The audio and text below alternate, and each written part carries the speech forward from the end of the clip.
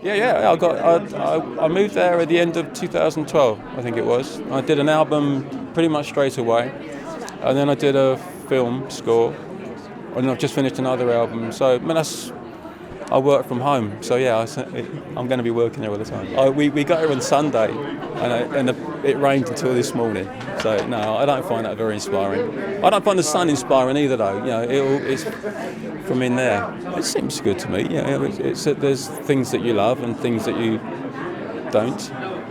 But it's always been that way. Always will be, I guess. I see no drop in standard. I see the same variety that there's always been.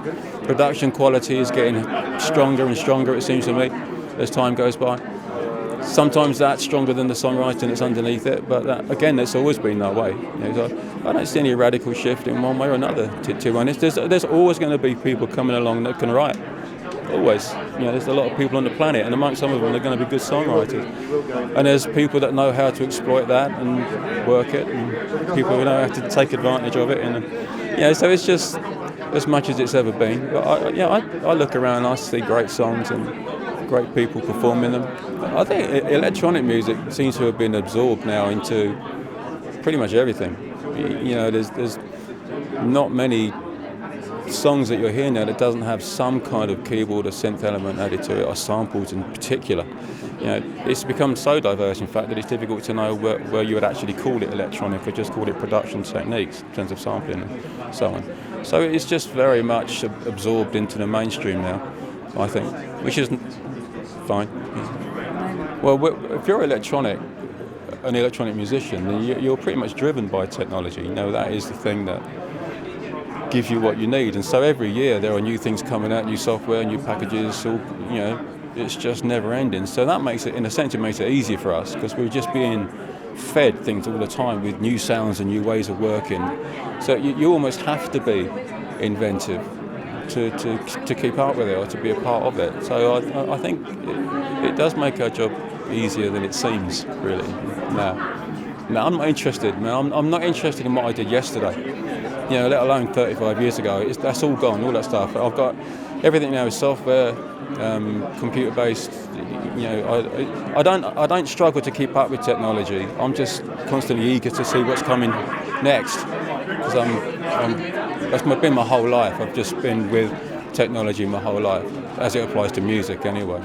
It's always been a very exciting part of it for me. I love learning about new stuff and trying to figure out how it works and how I can use it, but especially what's coming next. No, I did about half a dozen in the last couple of years. At the moment, I'm just concentrating on my album now, because that's ready, it's coming out. I did something with a Mexican band called Titan a while ago. That was fun. Jean-Michel Jarre did that. Was great fun. A band called Dusky.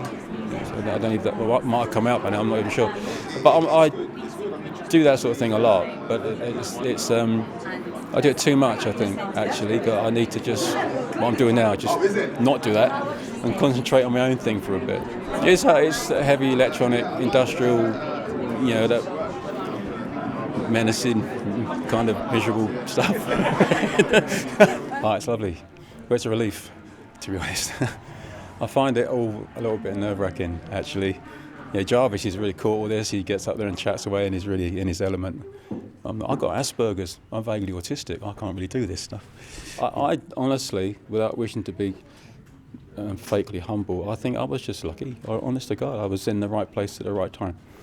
And I come across synthesizers fairly early on and was lucky enough to be the first one to make it. And so you get a lot of credit for being the person that opened the doors to it. But really there was other people doing it before me, better than me. I was just timing.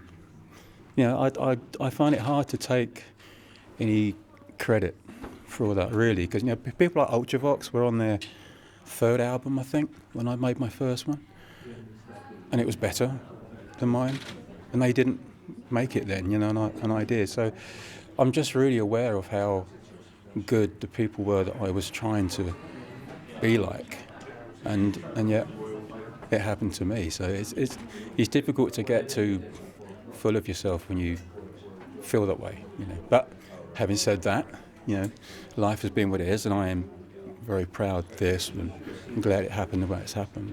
But I don't really. I mean, you have to, when you play live, you have to do some of that stuff. You remind yourself about it, but not really. I'm not particularly interested in yesterday, let alone 30 years ago. I'm very, very excited about what's coming, always, whether that's music or life or anything really.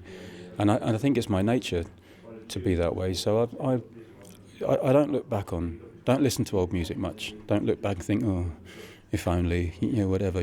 Each one should be an improvement on the one before. And you should be able to learn from the one you did last time, but not to keep looking back, and certainly not to try to recreate it. And you think that was awful. I hate nostalgia and this sort of looking back to look forward kind of approach to it. I never got it. Well, life really, life is full of challenges, no matter how old you are or how much you've done. It's full of it. There's I've got kids now. There's a challenge. Constantly moving goalpost situation. It's there, and not just in your own life, but we've got Trump, and there's all these other things happening in the world which are frightening, and so you think about that, and all of these things bleed their way into what you're doing in one form or another. So life itself is just a never-ending source of inspiration. I think it has an effect on maybe not the songwriting itself, although it may do, but certainly on your attitude and how you deal with things and how you cope with the ups and downs that come along with it. I think it makes a big difference.